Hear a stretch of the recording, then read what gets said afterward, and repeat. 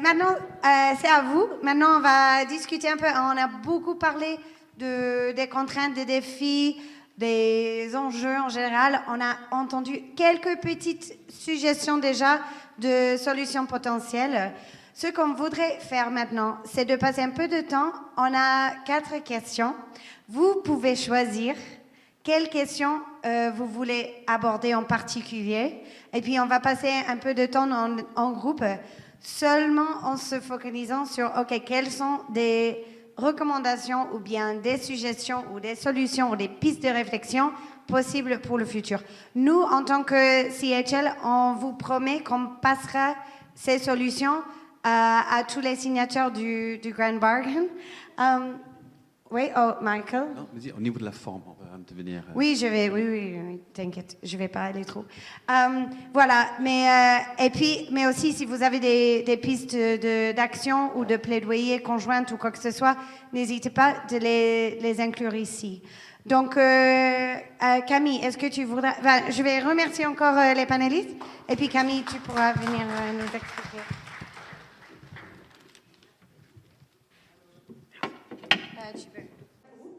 On a 4 questions, on a les 4 questions sur les écrans. Et pendant ces groupes, comme on a déjà beaucoup parlé des contraintes et des difficultés, on va s'autoriser un peu à rêver. On va s'autoriser à essayer de voir c'est quoi le futur en fait vers lequel on travaille. Parce que c'est très dur d'avancer si on n'a pas une idée du rêve qu'on souhaite réaliser finalement.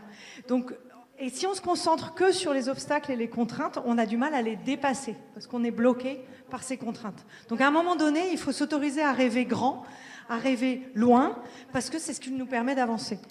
C'est ce qui a permis à Martin Luther King de dire « I have a dream », à Nelson Mandela de rester très longtemps en prison et de continuer à croire que quelque chose était possible. Moi, j'ai envie de croire, avec toutes les personnes qu'il y a dans la salle, mais aussi toutes les personnes qui croient à la localisation, qui savent que c'est important. Je pense qu'on est tous en fait d'accord là-dessus. Je pense qu'on peut s'autoriser à rêver pour pouvoir justement poser, en ayant un objectif ambitieux, de poser les étapes. Oui, peut-être que ce sera long, oui, peut-être que ce sera difficile, oui, il y a des obstacles et des contraintes. Mais on peut commencer à avancer, on peut les dépasser. Ça paraît lent, ça paraît difficile. Parfois, on dit ça n'a pas changé depuis 30 ans. Je ne suis pas tout à fait d'accord. Je pense que les choses évoluent, même si elles évoluent lentement. Mais que c'est en ayant des objectifs ambitieux qu'on avance. Donc, on va prendre le temps dans ces exercices de d'abord rêver. Ça ressemble à quoi la localisation dans 10 ans, dans 20 ans? On a envie que ça ressemble à quoi? Et puis après, on essaye de poser des étapes concrètes pour pouvoir avancer.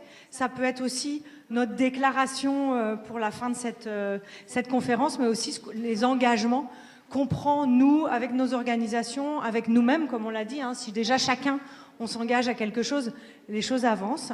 Mais aussi avec nos organisations, et puis à les partager, comme disait Rachel, largement, de partager ces engagements pour essayer de rallier d'autres personnes, d'autres acteurs avec nous dans ce mouvement-là. Voilà.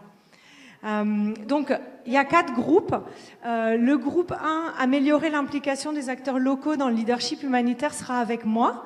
Donc, on ira se diriger vers l'escalier et si vous voulez travailler là-dessus, venez avec moi.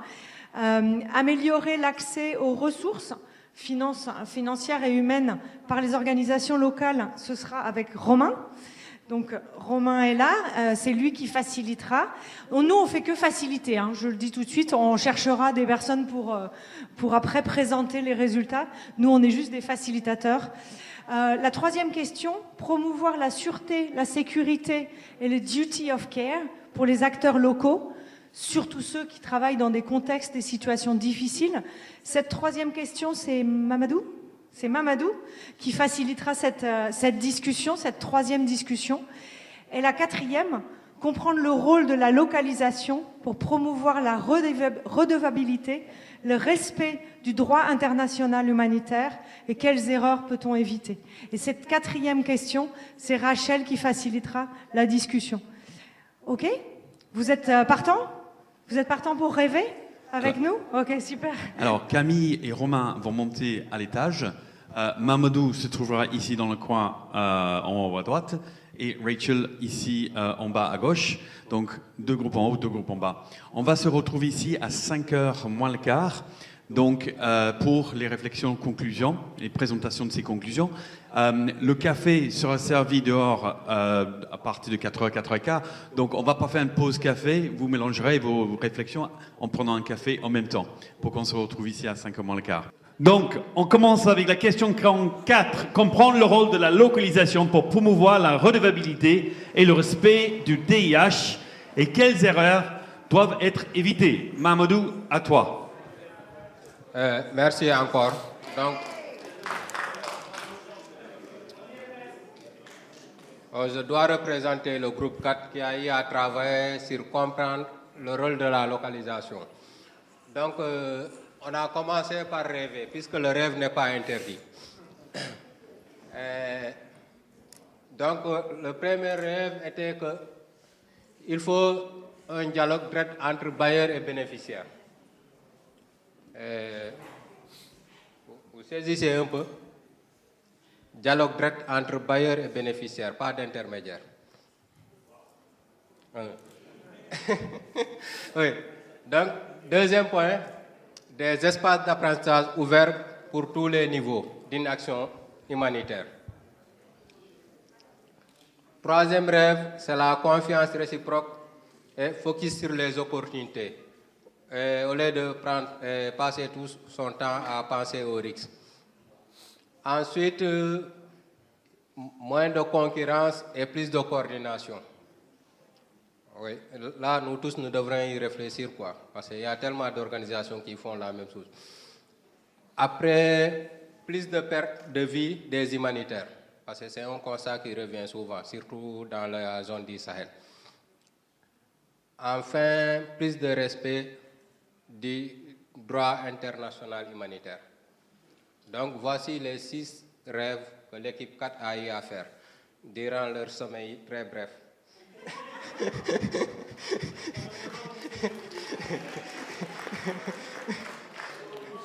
Oui. OK. Donc, pour les actions, pour remédier ou bien pour pouvoir réaliser ces rêves, nous avons songé à la participation des communautés dans toutes les étapes du processus. C'est un concept qu'on utilise le plus souvent dans les milieux humanitaires, mais qui n'arrive pas à être effectif. On dit participation des communautés, mais c'est entre guillemets. Ensuite, il y a un système de feedback direct vers le bailleur. Ça, au départ, nous avions songé que c'était aux organisations nationales d'organiser cela, mais ce sera un peu, comment on dirait ça, ségrégationniste. Donc, tous les acteurs devraient y intervenir, mais directement, même si les autres voient le message, mais c'est adressé directement au bailleur. Donc, ça, les deux là, c'était pour le rêve numéro 1. Donc, pour le rêve numéro 2, c'est l'utilisation de cadres existants avec des acteurs de recherche pour générer des apprentissages pour tous les niveaux d'une action humanitaire. Il y a une chose qui revient souvent. Par exemple, au Sénégal, chaque année, il y a de nouveaux acteurs qui viennent sans réellement comprendre le contexte. Donc, au minimum, même s'ils doivent être mis en chemin pour une mise à jour, sur ce qui a été fait et comment ça a été fait, ça peut aider au minimum. Ensuite, il y a le point 3 qui est de simplifier les canevas. Les canevas des bailleurs, parce qu'il y en a tellement de canevas. Pour nous, acteurs locaux, on a tous les problèmes. Parce que si c'est un partenaire américain, le même projet, au lieu de pouvoir l'écrire et le balancer à plusieurs bailleurs, ça devient problématique. Oui, parce qu'il faut chaque fois changer de canevas. Ensuite, partage de l'information. Mais là, c'était plus sur l'information financière. Ensuite, il y a renforcement et sensibilisation des bailleurs. Oui, parce que les bailleurs aussi devraient être renforcés et sensibilisés sur le contexte local. Donc, sur le travail que les organisations de la société civile sont en train de mener et comment ils le font. Ensuite, il y a le point numéro 4 qui est renforcer les mesures de mitigation des risques sécuritaires aussi bien pour les ONG internationales que nationales. Parce que parfois, on prend en compte seulement que les organisations internationales, alors que même ceux qui travaillent pour les organisations nationales sont exposés. Enfin, il y a la diffusion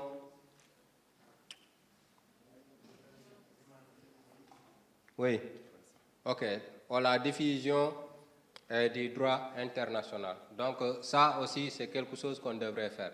En tant qu'humanitaire, moi personnellement, je connais que quelques principes du droit humanitaire.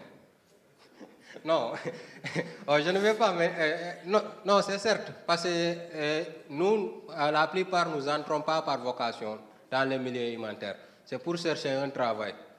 Si on y arrive, si on y arrive, c'est les actions qu'on suit. On te demande de faire telle activité, tu vas le faire. Et tu reviens.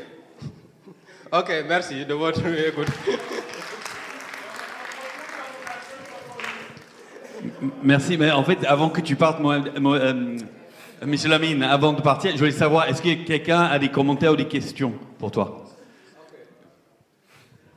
Je pense que j'ai une seule question, c'est par rapport au premier point, le rêve que le bailleur discute directement avec le bénéficiaire. Je ne sais pas, qu'est-ce que vous entendez par bénéficiaire? Est-ce que c'est l'ONG locale ou bien c'est le bénéficiaire de le processus du travail? Non, là, bénéficiaire, c'est pour les communautés. Donc, d'habitude, les organisations locales, c'est des sous-exécutants.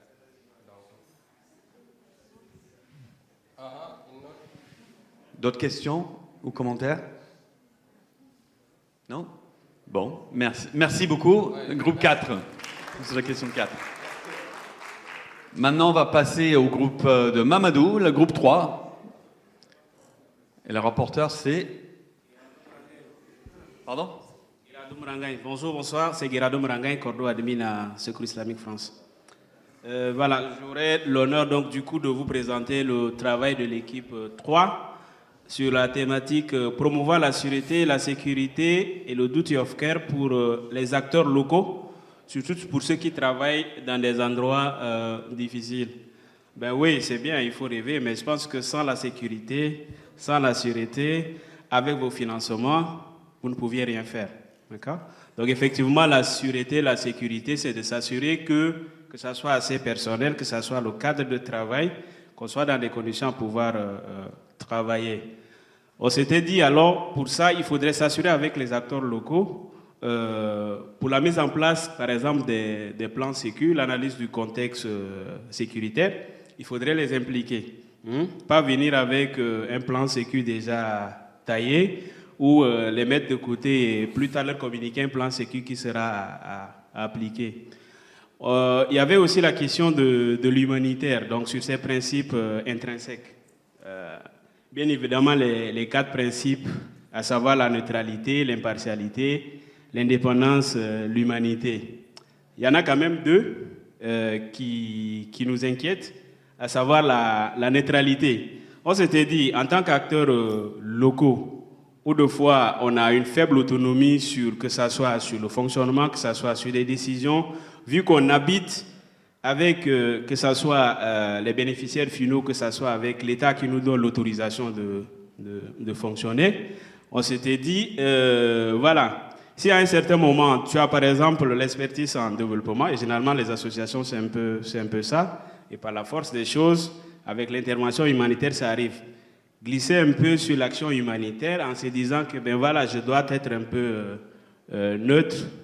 On se demandait s'il ne fallait pas remettre cette question sur la table. Il y avait aussi la question, par exemple, le cas des exactions, où tu es d'une communauté, on abuse de ta communauté, mais le principe humanitaire nous impose quand même de dire, voilà, même si c'est ton ennemi qui t'a fait du mal qui est en face, il faudrait le soigner. Ça, c'est un peu quand même, c'est des pilules un peu difficiles à avaler et ça risquerait de remettre un peu en difficulté le principe de la neutralité. Il Il y avait aussi la question de l'indépendance, où on a mis l'accès là-dessus. Effectivement, comme je disais tout à l'heure, qui dit indépendant dit, voilà, je m'envole de mes propres ailes, je suis autonome sur mes prises de décision.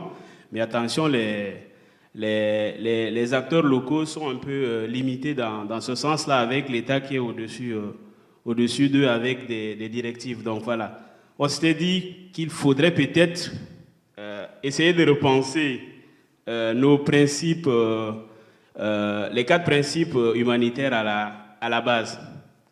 Questionner quand même pour se dire est-ce que véritablement les acteurs locaux peuvent être en phase avec ça pour pouvoir avancer. Il y avait effectivement la question de stabilité financière. Oui, tu es un acteur local, je ne sais pas trop, à Bimbo. Voilà, on te dit le financement il est à Kaka Bandero. Tu fais comment? Tu as besoin d'argent, ben voilà, tu serais obligé d'y aller. De ce côté, si on travaillait à permettre à ce que les acteurs locaux soient dans leur zone d'influence, ça pourrait être bien, parce que le fait qu'ils partent en dehors de leur zone, ça peut poser un peu problème. On se disait aussi effectivement qu'il fallait valoriser les acteurs locaux. Ben voilà, les recrutements, tout ça, n'allait pas chercher assez très loin, parce que s'il est de la zone, potentiellement les enlèvements, tout ça, le risque sera un peu bas. Il y avait la question du leadership des acteurs locaux, genre ne pas exclure les différentes couches devant intervenir, telles que les guides religieux, les chefs traditionnels, les communautés, en leur permettant d'accéder à des formations sur les outils de gestion de sécurité. Il y avait aussi quelques plateformes sur lesquelles, à ce jour, je pense que ce sont les organisations internationales qui ont accès. Et voilà, on a par exemple INSO, il y avait le cas de Bioforce qui avait dit que voilà, on a les 30 bourses, mais peut-être qu'il y a certaines organisations locales qui ne sont pas au courant. S'assurer que les listes de formations qu'on communique soient un peu de qualité. Je pense en matinée, l'objectif, l'idée, c'était un peu permettre aux acteurs locaux d'être assez indépendants. Ça veut dire que être indépendant, c'est un système de gestion, je pense, c'est faire. Il y avait faire avec et faire sans. C'est ça, non, les 3 modes de gestion. Donc là, du coup, ça veut dire que si aujourd'hui vous mettez à la disposition des acteurs locaux, des plans sécu, des guides, tout ça, assurez-vous que l'accompagnement qui reste un peu interconnecté, qui s'assure que des plateformes, par exemple, les plateformes de partage d'infos, de formation sur des thématiques, qui ait un suivi derrière ça. Il y avait effectivement la question aussi des équipements, des moyens qu'il fallait mettre à disposition, et les moyens sont financés. Donc voilà, travailler, plaider auprès des bailleurs de s'assurer de financer les équipements de communication. Voilà, l'accessibilité aussi. La plupart, ce sont les organisations internationales qui voyagent avec les vols PAM, voilà, les vols PAM, CICR, mais ça serait bien s'ils peuvent intégrer aussi ces flottes pour leur transport. Il y avait la question effectivement de la gestion des incidents critiques, donc des cellules de gestion des incidents critiques qu'il faudrait mettre en place. Voilà, quelqu'un qui est traumatisé doit être suivi, donc un soutien psychosocial, psychologique à mettre en place. Donc le noyau pour la gestion des incidents critiques. Il y avait la plateforme Cotera. Voilà, peut-être qu'ils ne sont pas au courant, ce sont ces informations à remonter à leur niveau. Les aider aussi, par exemple, à créer des groupes WhatsApp pour une interconnexion. Aussi, il y a des informations, ils peuvent se les partager. S'assurer que l'information elle est disponible. S'assurer que ceux qui, ayant subi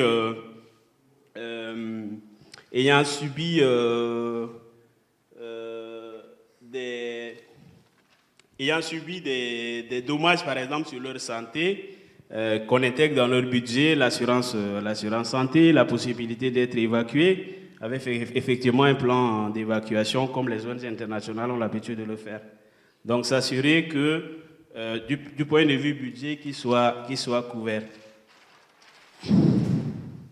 On avait aussi la question, donc toujours dans l'accompagnement, s'assurer avec nos RH que dans leur guide, ils ont par exemple la question de la gestion du stress, voilà, des conséquences post-traumatiques. On s'était aussi proposé de dire, ben oui, rêver c'est toujours rêver, il faut aller au bout de son rêve. C'est de s'assurer que sur un temps, que le standard circule aussi au niveau des acteurs locaux, à travers par exemple des outils de certification, voilà. Leur bureau qui est des instincteurs qui sont aussi suivis, tout le paquet nécessaire que les organisations internationales ont à ce jour, qu'ils les aient aussi. Et pour ceux qui n'en ont pas, il ne faudrait pas non plus déjà les exclure. La chose, c'est de les accompagner. Il ne faudrait pas que ça soit un facteur bloquant. Voici un peu en grosso modo le travail qui a été fait avec Dr Kader, Yves, Mam Diop, Abalawi, Ahmed Diallo, Gula, Abdelaziz et Franck. Merci. Super, merci. On va passer rapidement au groupe 2 de Romain. Alors, le rapporteur, c'est Jacqueline, c'est ça? Voilà, Jacqueline de, rappelez-moi, voilà, ICAPED Cameroun. Ok, bonsoir tout le monde. Je suis ravie de donner le rapport de mon groupe qui est améliorer l'accès aux ressources pour les organisations locales. La première idée qui nous est venue en tête, c'était la mobilité et la situation économique doivent être identiques, sans distinction de nationalité. C'est-à-dire quoi? C'est-à-dire que dans cette situation, nous devons travailler en commun, main dans la main, sans ego, être tous ensemble, débattre des mêmes idées et avoir une harmonisation des conditions des grilles salariales en toute transparence, parce que à des moments, d'autres membres ou bien d'autres personnes se sentent frustrées parce qu'il n'y a pas de transparence. Ils se contentent juste de la main qu'on leur tend, prenez ça, c'est comme ça. Et ils ne comprennent rien, ça les frustre souvent. C'est pour cela qu'on a parlé de la transparence. Et notre modérateur a insisté sur cela en écrivant en rouge, donc, parce que c'est très important dans une organisation ou bien dans une société ou bien dans une ONG. Il y a aussi la clarification des fiches de poste pour les ONG locales. Parce que tout à l'heure, dans nos débats, on a insisté sur le fait de travailler avec les ONG locales parce qu'ils maîtrisent mieux le terrain que nous, parce que les ONG internationales viennent, ils ne maîtrisent pas le terrain, ils viennent, ils ne comprennent pas comment se passent les choses, ils ont juste eu les idées qu'on leur a données. Mais les ONG locales sont plus informées, ils maîtrisent le terrain. C'est pour cela qu'on a évoqué cette idée. Nous passons au niveau de la stratégie conjointe des plaidoyers. Il y a le message de plaidoyer à la base, à la racine. Nous devons passer à un recensement de tous ces plaidoyers-là pour mieux comprendre les problèmes de la société ou bien des victimes. Il y a aussi une mise en place des stratégies concertées. Sans stratégie, on ne peut pas aller très loin. Nous devons être vraiment très stratégiques dans tout ce que nous faisons, surtout en management des personnes déplacées, sans toutefois les brusquer, ainsi de suite. Nous passons aussi à la mécanisme de reconnaissance et de valorisation des compétences. C'est aussi très important. Nous devons connaître les compétences de toute personne avec qui nous travaillons et les mettre en valeur. Et nous avons aussi, nous passons à l'introduction de la localisation auprès des instituts de formation. À ce niveau, nous avons parlé des instituts de formation parce que des personnes dans des ONG locales ou bien des personnes qui ne connaissent pas aimeraient être formées de façon plus ample pour qu'ils puissent s'imprégner et connaître mieux la situation qui se passe autour d'eux. Comment est-ce que travailler avec ces personnes déplacées, comment reconnaître leurs difficultés, leurs problèmes. C'est pour cela qu'on a parlé des instituts, de la localisation des instituts de formation et avoir accès à un ensemble d'outils pour toutes les organisations. Là, on ne va pas beaucoup débattre. Augmenter la proportion de la formation à destination des... Excusez-moi, je ne vois pas bien. Voilà, du personnel local non cadre. Revoir les critères d'accès à certaines formations. C'est-à-dire quoi? C'est-à-dire que il y a des personnes qui n'ont pas vraiment accès à certaines formations, soit parce qu'ils sont sous-informés, soit parce qu'ils n'ont pas assez d'outils, et pourtant, c'est des personnes qui ont des compétences. Donc, nous devons rendre ces informations accessibles à ces personnes-là pour qu'ils puissent être des personnes qui peuvent travailler avec nous et être aussi compétents dans ce qu'ils vont faire. Nous continuons. Maintenant, parlons des finances. Nous avons aussi parlé de l'accès et l'utilisation de la crypto-monnaie. Nous savons que le monde est en pleine ébullition et du développement. Et nous savons aussi que la crypto-monnaie, c'est aussi une autre forme de banque ou bien de façon de transfert d'argent qui se font de façon... Je n'ai pas à vous donner les détails, vous comprenez de quoi je parle. Diversifier aussi les sources de financement, comme les micro-dons. Diversifier les sources de financement. On a parlé ici des donateurs locaux. Cette idée m'a beaucoup interpellée parce que il y a une grande sœur là qui a donné des belles idées par rapport à ça, que nous devons nous approcher parfois des personnes, des autorités de nos pays, passer par les députés, l'Assemblée nationale, passer par les maires et ces personnalités des pays où nous résidons, parce qu'ils peuvent être des donateurs par rapport à tous ces problèmes pour promouvoir les ONG locales. Mais ils ne comprennent pas ce qui se passe. À des moments, il y a des réalités de terrain qu'ils ne connaissent pas. Mais si nous les abordons et que nous leur faisons comprendre la situation et les problèmes, ça peut les toucher. C'est vrai que c'est des personnes qui sont tellement chargées, mais si chaque fois nous sommes devant eux pour poser nos problèmes, ce sera très facile. À des moments, ils peuvent être favorables à nos problèmes. Nous venons aussi autour de la réflexion, autour d'autres sources de financement, comme par exemple les fonds d'innovation pour tester les modèles de projets et de développement et se développer progressivement, de façon progressive.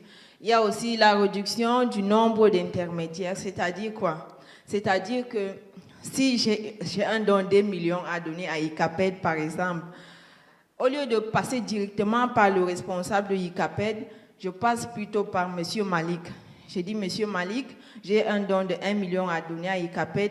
M. Malik, oh, 1 million, c'est beaucoup. Il s'est dit dans son cœur, il coupe 200 000. Il achemine 200 000 au secrétaire. Le secrétaire dit non, ainsi de suite. En attendant que le fonds arrive au niveau du responsable ICAPED qui a posé son problème, il se retrouve avec 100 000. Et pourtant, le donateur a donné 1 million. En réduisant le nombre d'intermédiaires, cela veut dire que nous permettons aux bénéficiaires d'avoir directement accès au montant du fonds qui leur est alloué. Donc, c'est ça que nous parlons de la réduction du nombre d'intermédiaires. Maintenant, le fundraising participatif, le développement PPP, le développement de l'économie circulaire, la mutualisation lucrative, non lucrative dans la même organisation. Donc, voilà les idées que nous avons essayé de développer dans notre groupe, qui est le groupe 2 sur améliorer l'accès aux ressources pour les organisations locales. Donc voilà, merci beaucoup. Merci beaucoup. Des questions? Oui. En fait, très rapidement, vous avez parlé d'une grande sœur qui aurait conseillé d'approcher un peu certaines autorités qui pouvaient donner des sous. Maintenant, je ne sais pas, par rapport au principe humanitaire et à l'indépendance, parce qu'on sait que dans nos pays, quand un politicien donne, généralement c'est pour utiliser, c'est pour démontrer, je ne sais pas, est-ce qu'on restera quand même indépendant si on commence à prendre les fonds des maires et des ministres? Ok, moi je pense que en les abordant en tant que personnalité, ils doivent savoir que nous faisons dans l'humanitaire et non dans la politique. Comme on dit chez nous au Cameroun, la politique aux politiciens. Nous ne faisons pas la politique, nous faisons dans l'humanitaire. Merci. Je voulais juste brièvement revenir là, parce que j'entends des fois, quand on dit que les acteurs internationaux ont une faible ou une maîtrise imparfaite du contexte, je trouve ça questionnable parce que de plus en plus d'acteurs internationaux sur le Sahel, leurs équipes, elles sont à 98 ou 99% de personnels locaux, natifs et originaires des zones dans lesquelles on intervient, donc le contexte, ils le connaissent. Je pense que la grande différence qu'il y a, c'est que les acteurs internationaux, ils sont présents suite à des crises, donc ils ont un historique qui est bien moins important que les acteurs locaux, donc peut-être qu'ils maîtrisent bien moins les antécédents. Les acteurs internationaux au niveau humanitaire, ils ont tendance à penser au présent ou au futur et à négliger l'histoire, à négliger le passé, là où je pense que les acteurs locaux ont beaucoup apporté. Mais cette notion de dire que l'acteur international maîtrise assez peu son contexte, je trouve ça assez peu révélateur de ce qui se passe actuellement au niveau du Sahel. Ok, merci pour cet éclaircissement. Attends, j'arrive.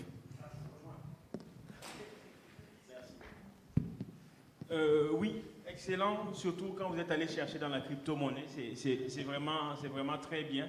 Mais en revenant sur la préoccupation de Dr Kader, justement, en lien avec les fonds de ministres ou de gouvernement, mais je pense qu'il y a un plaidoyer quand même qui peut être fait dans le cadre de la mobilisation des ressources pour voir comment l'État lui-même peut accepter de donner un mandat aux acteurs humanitaires pour l'accompagner dans la réponse justement aux crises. Parce qu'aujourd'hui, il y a ce problème-là qui se pose justement là où l'État lui-même peut être un frein.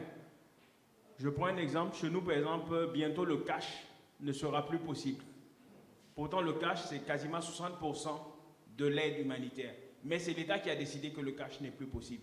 Donc, je pense que derrière les financements aussi, il y a un plaidoyer à faire avec nos États, avec nos gouvernements, pour plus d'ouverture, pour qu'à défaut de donner des fonds, ils puissent donner des mandats aux acteurs pour mobiliser les ressources. Et rapidement, un point sur les acteurs internationaux. Avoir du staff local ne veut pas dire maîtriser le contexte national ou le contexte culturel. Merci. Merci beaucoup. Merci Yves. D'autres questions pour Jacqueline? Oui. Regardons. Oui, bonsoir. Moi, je voulais juste compléter par rapport à l'aspect finance, en fait. On sait que les budgets, les squelettes, généralement, il y a des proportions activités, coût support. Et les bailleurs sont très regardants, c'est normal, ils financent les activités et non les supports. Aujourd'hui, on est en train de s'inscrire sur la capacitation, donc le développement, l'investissement sur le capital humain. Et ça, on sait aussi que c'est des travaux un peu de longue haleine qui nécessitent beaucoup de fonds. Déjà, peut-être les structures locales n'ont pas la possibilité d'avoir la couverture financière de tout le coût RH. Si on rajoute encore, par exemple, les coûts de formation, peut-être sur 4 ans, 5 ans, ou des formations qui vont coûter un peu cher, est-ce qu'on risquerait de ne pas être un peu en difficulté avec la limite de la proportion activité vs support? Je le dis parce que c'est vrai, peut-être que je profite, Rachel. Je vois Pifong n'est pas là, par exemple. Pifong, c'est la plateforme des ONG internationales au Sénégal.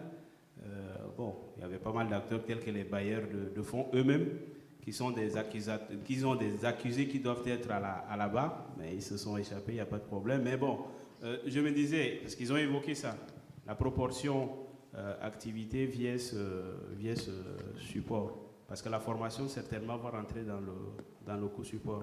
Sachant qu'on est déjà en difficulté, certainement de couvrir déjà tout le staff du partenaire local, en fait. Voilà. Je ne sais pas, est-ce qu'on peut faire un plaidoyer dans ce sens aussi, au bailleur de dire, d'accord, tu finances les activités, mais dis-toi que les activités, ce sont les hommes qui les conduisent. Donc peut-être lever aussi, si jamais c'est justifié, c'est documenté, que c'était possible que ça passe à 20%, 80%, plutôt que, voilà, 30, donc un peu de flexibilité en fait sur ces règles bailleurs peut faire un peu du bien en fait. Merci. Merci Gerardo, mais je pense que tu voulais préciser hommes et femmes qui font ces activités. Ok, merci beaucoup. Et sur ce point, moi, je me disais que tout à l'heure, quand on était en train de discuter, on a évoqué aussi l'idée de se former, c'est-à-dire se réunir pour former une synergie, c'est-à-dire les ONG locales peuvent être ensemble pour essayer de travailler main dans la main, parce qu'on dit seul on va loin, mais ensemble on est plus fort. Oui, moi je voudrais ajouter, j'étais dans le groupe, mais ça m'est complètement passé par la tête et quand on est en train de parler, moi je pense qu'au-delà de parler seulement de ressources locales pour les organisations locales, il y a un aspect important aussi à mettre l'accent sur des organisations locales ou nationales dirigées par des femmes aussi. Et je crois que là, on a beaucoup pêché et on a pu voir que dans le Grand Bargain, il y a toute une étude qui a été menée, je crois qu'en 2021, c'est pas Care International ou World Vision, on avait pu remarquer, on ne pouvait même pas faire le tracking. Qu'est-ce qui a été fait, même pour nous en tant que Nations Unies, qu'est-ce qui a été fait? Ou bien si on a dit oui, les grands rapports, etc., mais arrivé au fond, on ne pouvait même pas identifier quelles sont les organisations locales dirigées par des femmes ou nationales. Et je pense que ça aussi, c'est un point vraiment à considérer et dans le cadre de notre action. Je ne vais pas rentrer dans les détails, mais je pense que tout le monde comprend tout ce que je dis. Merci. Merci. Merci Rachel et un grand applaudissement pour Jacqueline pour son contribution. Merci beaucoup. Merci. Merci. On va passer au dernier groupe, groupe 1, et la rapporteure, c'est Mariama. Merci beaucoup. 2. Présente-toi. Alors, je suis Mariama Traoré. Je suis référente partenariat sur le programme Confluence de Action contre la faim. Je suis basée au bureau régional de Dakar. Alors, je vais vous partager nos rêves. On a beaucoup rêvé. On a tellement rêvé qu'on a mis les rêves et les actions ensemble. Mais bon, bref, on va y arriver. Alors, on a travaillé sur la question de comment est-ce qu'on pouvait améliorer l'implication des acteurs locaux dans le leadership humanitaire. D'abord, on a pensé comme premier rêve, c'était d'avoir les acteurs locaux au plus haut niveau de responsabilité et de prise de décision dans 5 ans. C'est-à-dire c'est un objectif qu'on se fixe pour d'ici à 5 années, qu'on ait vraiment les acteurs locaux qui sont présents dans la prise de décision. On a également pensé qu'un objectif pourrait être de repenser les concepts de grand bargain, de localisation, en partant des communautés. C'est-à-dire, on se dit, on efface tout. Ces concepts n'existent plus. On se remet ensemble avec les communautés et on repense avec eux tous ces concepts-là et on se fait un plan d'action tous ensemble. C'est une façon de les impliquer. L'autre objectif, action, c'est vraiment de faire en sorte que la réponse humanitaire soit menée à 100% par les acteurs locaux. Un autre objectif, c'est vraiment que les leaders humanitaires basés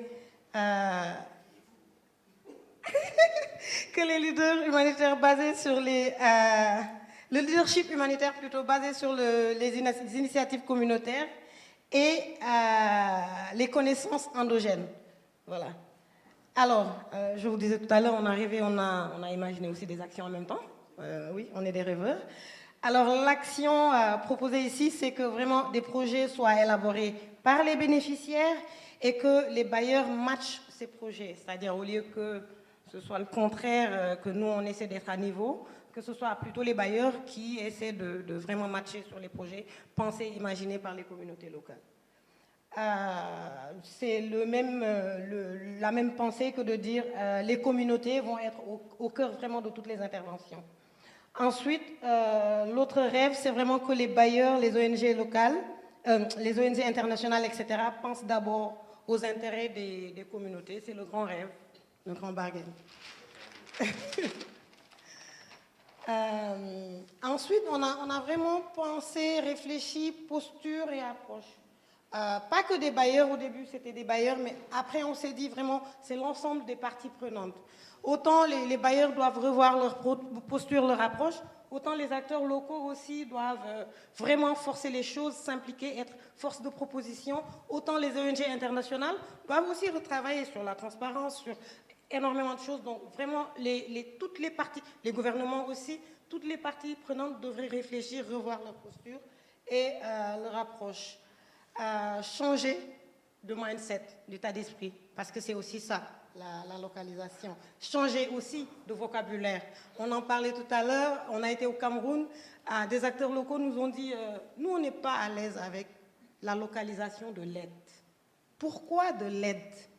Est-ce qu'on peut changer le mot? On a dit oui, essayons. Ils ont dit, on préfère la localisation de la réponse humanitaire. Ben, pourquoi pas? Donc vraiment changer de mindset, changer de vocabulaire, essayer de repenser ce vocabulaire tous ensemble et que tout le monde s'y reconnaisse. En termes d'action aussi, toujours mélangé, vraiment imaginer des pays pilotes où les acteurs locaux font des interventions directement et les ONG internationaux viennent en appui, donc en assistance technique vraiment. L'autre idée, l'autre rêve, c'est vraiment d'avoir une localisation intégrée, humanitaire et développement, nexus et continuum, pas continuum. Et vraiment d'avoir un leadership moins élitiste, plus contextuel et plus authentique. C'est un rêve. Et donc, une autre activité, c'est vraiment faciliter l'accès à la formation sur le leadership pour les acteurs locaux et de manière vraiment sur une approche participative.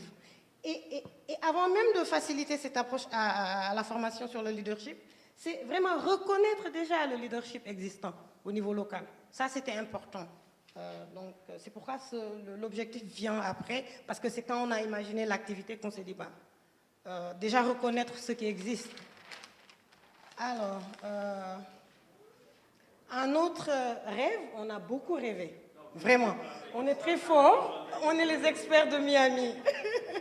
Alors, l'autre objectif ou rêve, c'est vraiment la refonte des dynamiques de pouvoir.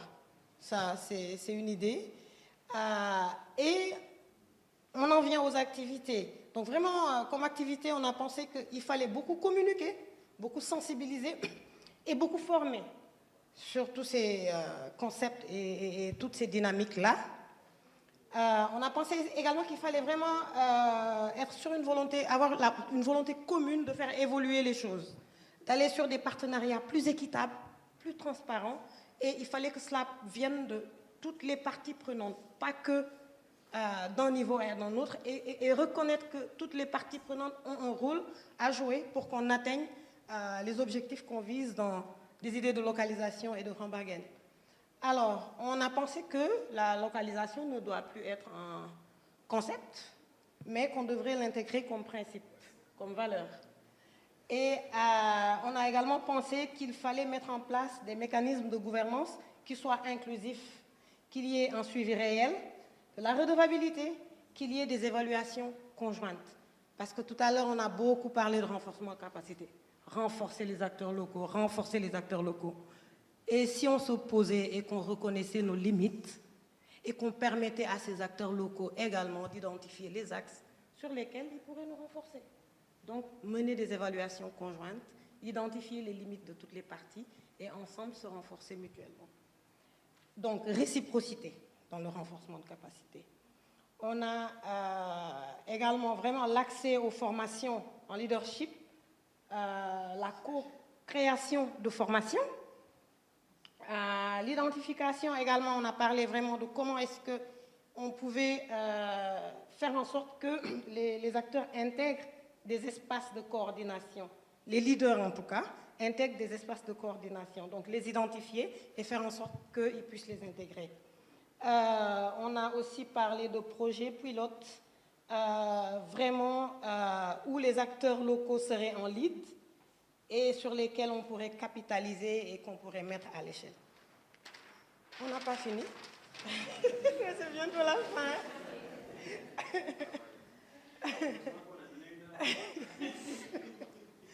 Donc, on a parlé également de cette nécessité de développer vraiment les expertises, de reconnaître aussi les expertises, d'éviter l'opportunisme et la dispersion. Sur ce point, on a beaucoup échangé. Des gens comme moi ont parlé de dispersion venant des acteurs locaux qui cherchaient tout le temps à capter des financements, donc qui étaient experts dans tout. Mais apparemment, l'opportunisme, la dispersion, c'est une réalité générale. Les ONG internationales aussi peuvent être opportunistes. Donc vraiment éviter tous ces éléments-là.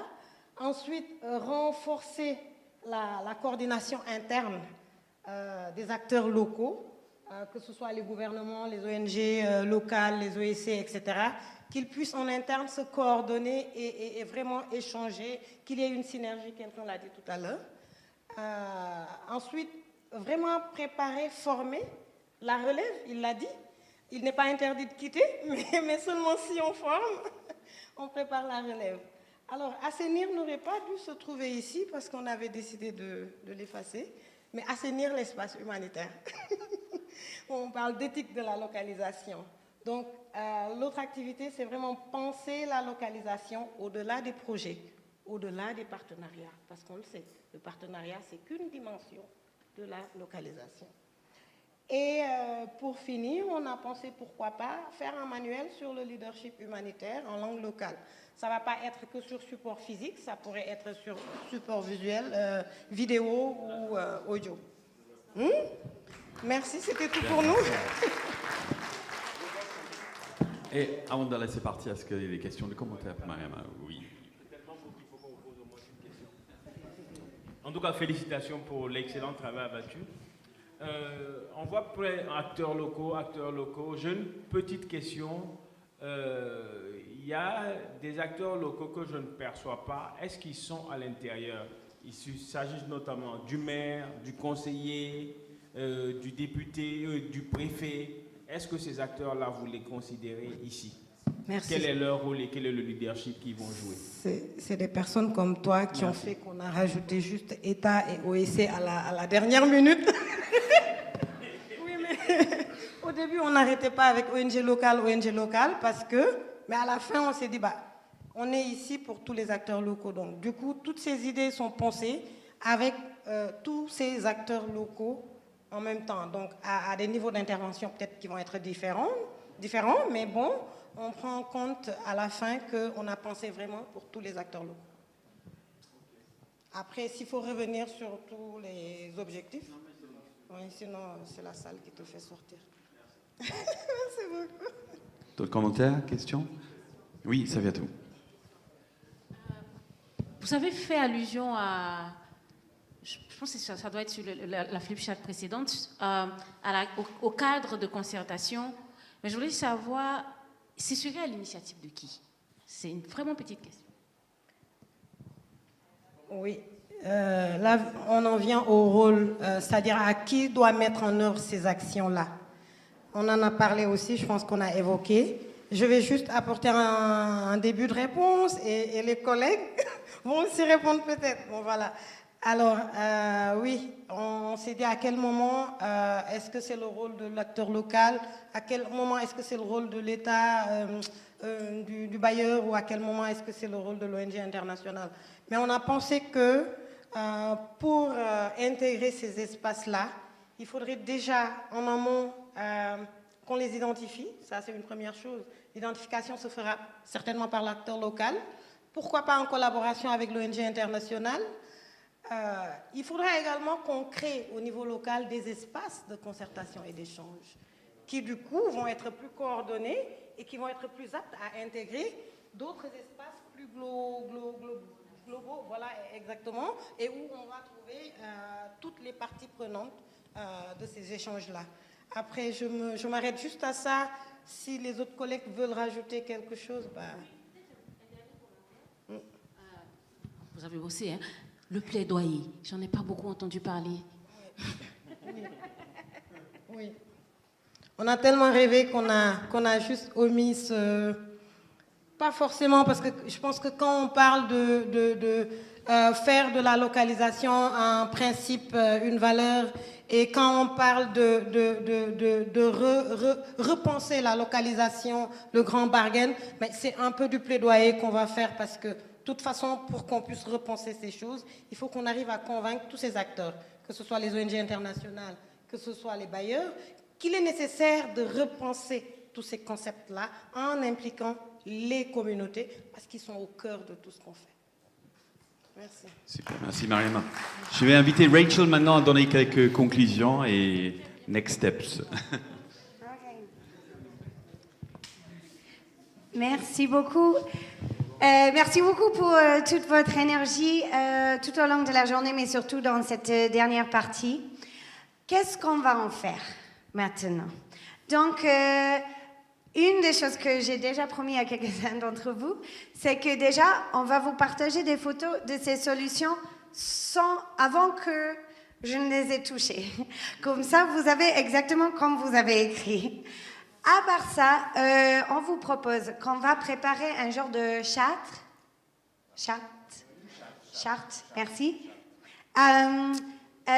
qui inclut toutes ces recommandations et toutes ces solutions propositionnelles à ces questions-là. Nous, on pourra les partager. Donc déjà avec tous les participants à la conférence globale sur le leadership humanitaire qui aura lieu en avril. On peut le partager avec les bailleurs de fonds traditionnels et les networks des ONG internationales ainsi que les ONG nationales de la sous-région, là où il y a des organisations collectives et de la coordination là-dessus. On mettra aussi les vidéos d'aujourd'hui en ligne, donc vous pourrez partager avec vos collègues les discussions que nous avons eues aujourd'hui pour alimenter le dialogue au sein de vos organisations et avec vos partenaires.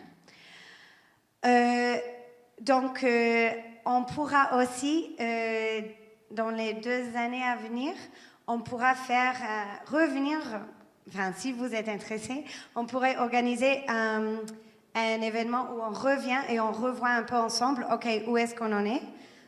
On évalue à partir de ce chart qui a pu faire quel genre de plaidoyer, où est-ce qu'on en est. Je voudrais aussi ajouter qu'on n'a pas fait ça tout au long de la journée, mais si jamais vous avez des questions brûlantes ou des points brûlants que vous n'avez pas pu aborder lors de la journée, parce qu'on est allé quand même assez vite, vous pouvez les mettre sur le flipchart. Là derrière Mamadou, il y a quand même un petit frigo, pardon. Vous pouvez les mettre là et nous, on va essayer d'intégrer tout ce qui a été soulevé aujourd'hui ainsi que d'autres questions dans le cursus qui traite de la localisation, le cursus du diplôme d'études supérieures en leadership humanitaire pour continuer ces discussions et alimenter les discussions. Ça, ce sont les choses clés qu'on vous propose, qu'on fait avec ces solutions. Évidemment, on va vous les partager, pas seulement en forme de photos, mais aussi en forme de chat. Et vraiment, notre porte est ouverte. Si jamais vous avez d'autres propositions pour partage, et vous pouvez nous utiliser en tant que centre du leadership humanitaire parce que nous ne sommes pas opérationnels.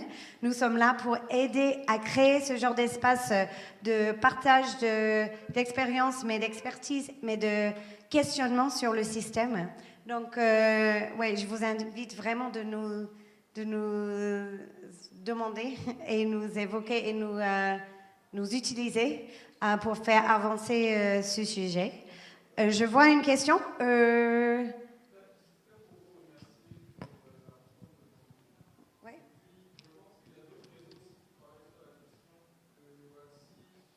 Ah oui. Oui. Oui.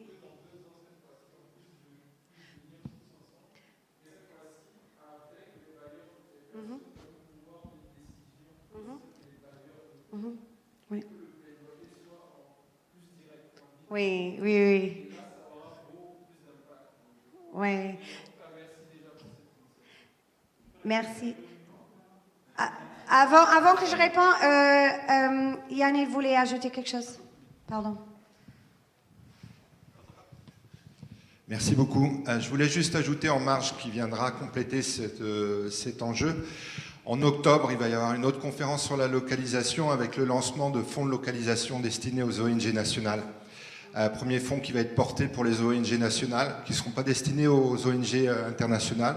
Ce sera ouvert aux ONG nationales. Alors, ça commence de façon très, très modeste. C'est un fonds qui nous a été dédié par la communauté monégasque, qui sera dédié pour les 4 pays qui sont le Sénégal, le Mali, le Niger et le Burkina Faso. Il y aura une ouverture à appel à candidature et on sera axé sur les ONG vraiment qui sont sur le terrain principalement.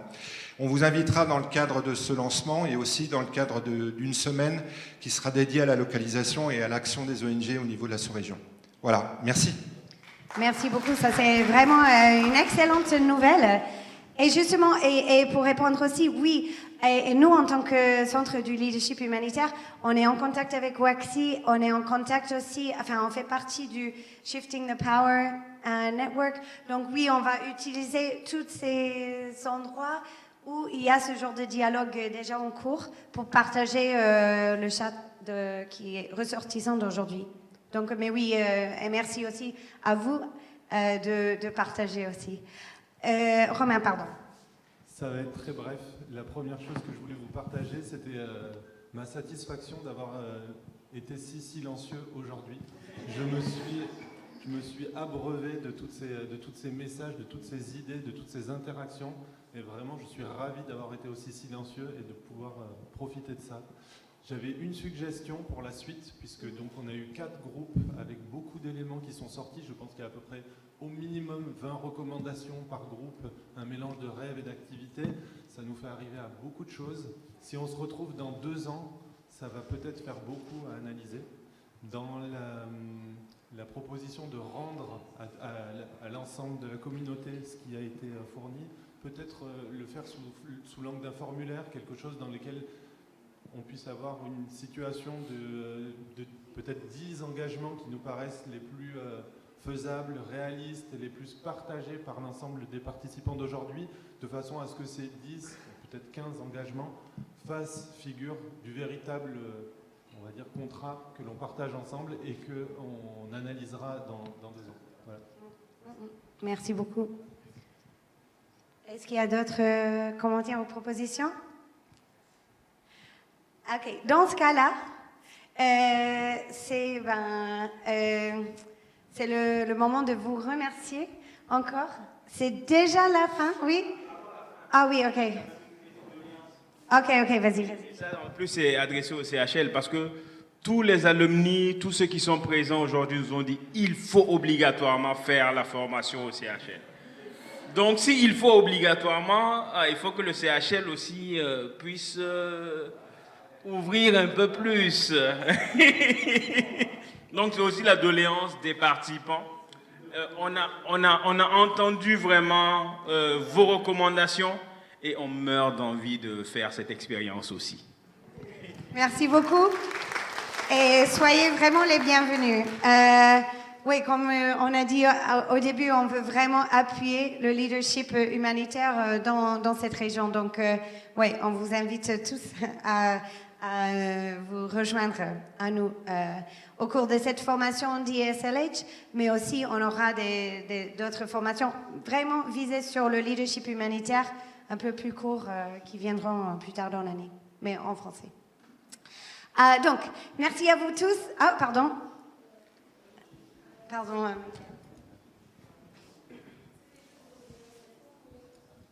Est-ce qu'on pourrait avoir l'ensemble des éléments qui sont ressortis? Parce qu'il y a eu pas mal d'idées, franchement. Et vraiment, c'est de belles idées. Si on peut avoir l'ensemble des éléments qui ont été discutés ici. Et puis après, ça, c'est juste pour le groupe. Maintenant, ce qui va être choisi sera... Absolument. Oui, à 100%, je vous partagerai sur tout ça. Donc, un énorme merci. Merci, il faut le dire, merci beaucoup à USAID parce que c'est avec leur financement qu'on a eu cet espace ici ensemble.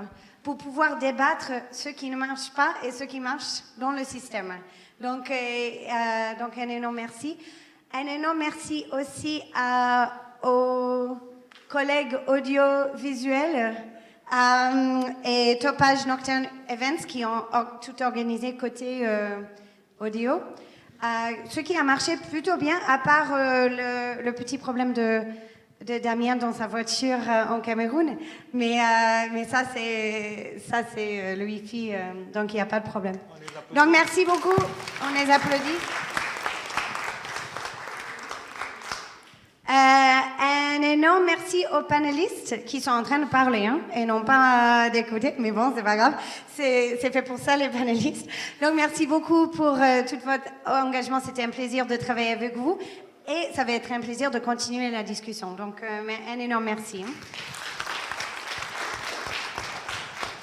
Merci beaucoup à toute l'équipe de ACF qui nous a vraiment, tout organisé pour aujourd'hui. Vraiment, vous étiez tellement gentils, tellement réactifs. C'était un super plaisir. Ah ouais, ça ne m'étonne pas. Donc, énorme merci. Et merci beaucoup à Michael qui a vraiment tout organisé d'un point de vue CHL. J'ai pu juste arriver et tout était bien organisé. Donc, merci. Et merci Mamadou pour toute ton énergie aujourd'hui, toutes tes bonnes idées et ta flexibilité. Ce fut un plaisir de travailler avec toi. Et merci à toi, Rachel. Merci. Pour tout le travail, pour toute la gestion, la coordination de tout ça. Merci. C'est mon plaisir. Merci beaucoup. Et donc, merci beaucoup à vous tous. On vous partagera tout ça sans le toucher, puis on vous le partagera après l'avoir touché. Et puis, on restera en contact sur la suite, mais on partagera comme on vient de vous dire. Et vraiment, n'hésitez pas de vous approcher de nous. Michael. Merci. Merci à toi aussi. Et un dernier mot peut-être pour vraiment conclure. Je pense qu'il faut qu'on soit tous d'accord qu'on a besoin de leaders. On a les acteurs humanitaires, on en a plein. Les ONG, on en a plein. Les organisations locales, n'en parlons plus. Mais ce qui nous manque, c'est des leaders pour faire changer les choses. On a besoin de game changers. Et on compte sur vous. Parce que vous avez pris des engagements. On ne les a pas écrits seulement. Nous avons pris des engagements. Je fais partie, merci de me le rappeler. Et nous allons tout faire pour y arriver parce qu'on a besoin de ce changement-là, on a besoin de voir et de vivre autre chose en matière de réponse humanitaire. Les bonnes questions ont été posées. On ne peut pas toutes les adresser, c'est clair. Mais lorsqu'on va commencer un par un, moi j'ai commencé à ma petite échelle. Vous devez commencer, et peut-être que vous avez déjà commencé à votre petite échelle, mais ensemble, on fera un effet beaucoup plus important et on fera bouger les choses. Nous ne nous limitons pas à nos contraintes, il y en a plein, il y en a tout le temps. Et surtout, ne nous limitons pas aux contraintes administratives, parce que ça, c'est les affaires des papiers. Mais derrière, il faut qu'on soit conscient qu'on est capable de faire bouger les choses si on en a envie. Donc soyons les leaders qu'on recherche. Je vous remercie.